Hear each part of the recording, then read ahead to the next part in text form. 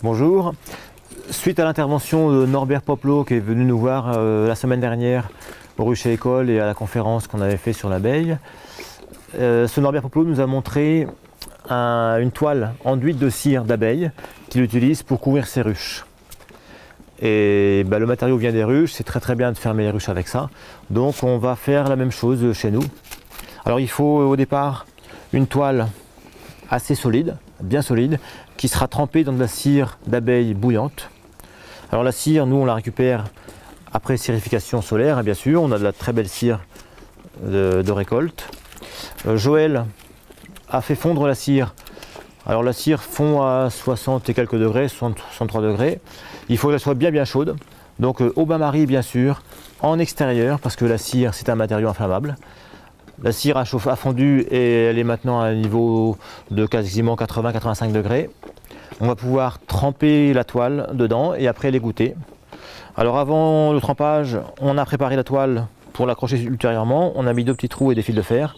Parce que quand elle sera enduite de cire, ça va être un peu difficile de le faire.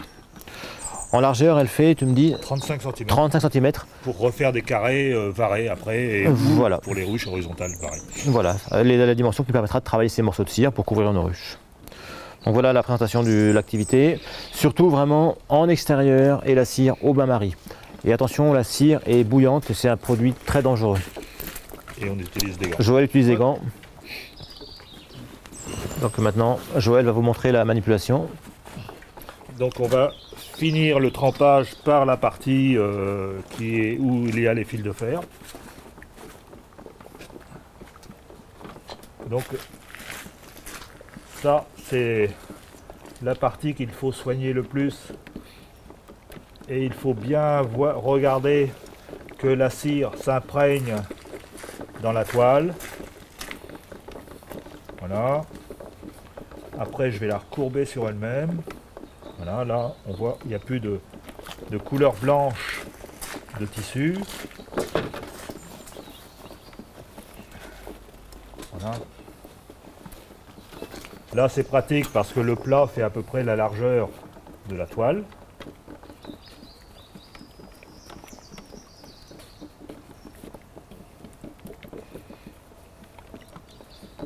Faut pas être pressé de refermer la toile sur elle-même, il faut attendre que l'imprégnation se fasse correctement.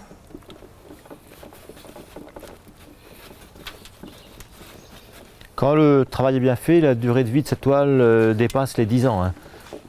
Norbert du Fischer-Müller avait une toile de plus de 10 ans pour nous montrer et elle était impeccable. Hein. Donc c'est important de prendre quelques minutes là pour que ça soit bien fait.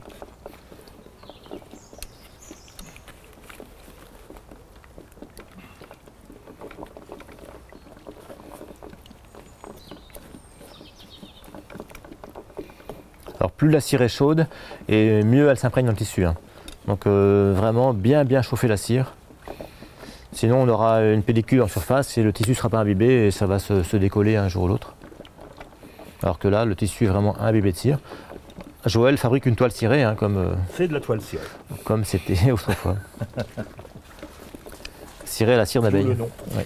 De toile cirée.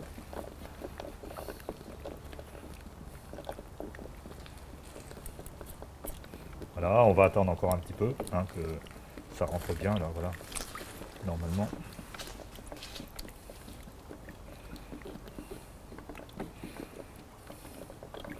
On va retirer les insectes qui bouent.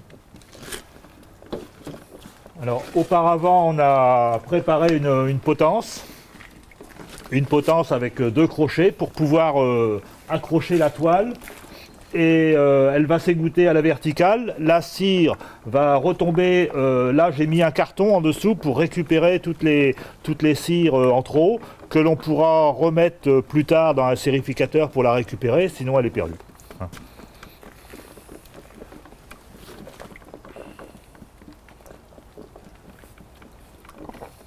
Voilà, on va pouvoir le... intervenir. Donc, je veux pas mettre... Mets pas les mains dans la cire bouillante, c'est voilà. pas la peine. Oui. Voilà.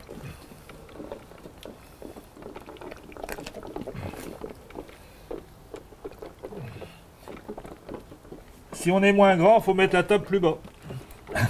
Ça va juste. Tu veux que je t'aide? Non, Non, ça va.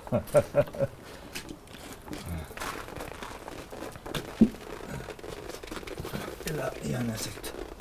Non, je sais pas. Ah là, il y a un petit endroit, c'est moins bien fait.